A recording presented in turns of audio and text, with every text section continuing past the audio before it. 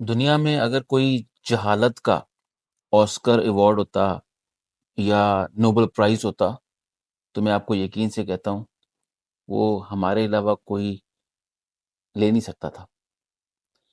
یہ دیکھیں کیسے بائک آؤٹ کیا جا رہا ہے۔ بائک آؤٹ چیزوں کو کیا جاتا ہے اس کو نہ خریدا جائے، ہم خرید کے اور پھر ان کو گراتے ہیں۔ یہ جاہلیت کا عروج ہے، میں آپ کو بتا رہا ہوں۔ صرف سیاست میں مافیاز نہیں ہیں، صرف میڈیا میں مافیاز نہیں ہیں، مذہب میں بھی مافیاز ہیں۔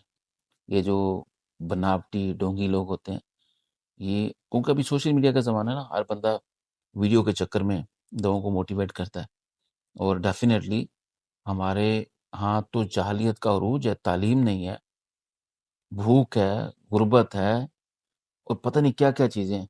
پھر آپ ان کو کسی بھی کام میں لگا دو۔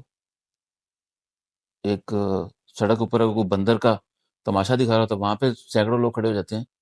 تو یہ سوشل میڈیا کے ہونے سے اس طرح کے مدارس بہت زیادہ اکٹھے ہو جائیں گے۔ یہ کوئی اچھے معاشرے کی نشانی نہیں ہے۔ یہ لوگوں نے آپ کو کئی دہائیوں سے اس ٹرک کی بتی کے پیچھے لگایا ہوا ہے جو ٹرک بھی 100 سال پہلے گزر چکا ہے، اور آپ کو آج بھی نعرے مار کے، ملی نغمے سنا کے، گانے سنا کے، یہ تسبیحاں، تعویذ، دعائیں، ان چکروں میں آپ کو اسی جنجال میں پھنسائی رکھیں گے۔ بلیو کرو، سوشل میڈیا کا زمانہ ہے، سوشل میڈیا کی وجہ سے آنکھیں کھولو، دنیا کے ساتھ کنیکٹ ہو جاؤ۔ ایسے لوگوں سے بچو، خدا را ایسے لوگوں سے بچو۔ یہ آپ کی آنے والی نسلیں بھی برباد کر دیں گے۔ آپ خوش قسمت ہو کہ آپ آج کے زمانے میں زندہ ہو، جس کو سوشل میڈیا کا زمانہ کہتے ہیں، کیونکہ ہمارے آباء و اجداد اسی طرح ایسی اندھی تقلید کے پیچھے مارے گئے ہیں۔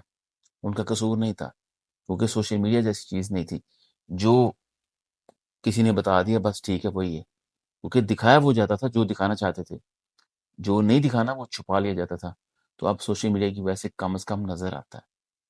ایسے لوگوں سے بچو۔ اگر تعلیم حاصل نہیں ہے تو کم از کم اس طرح کی دنیا سے دیکھ کے انفارمیشن تو حاصل کر سکتے ہیں ہم لوگ۔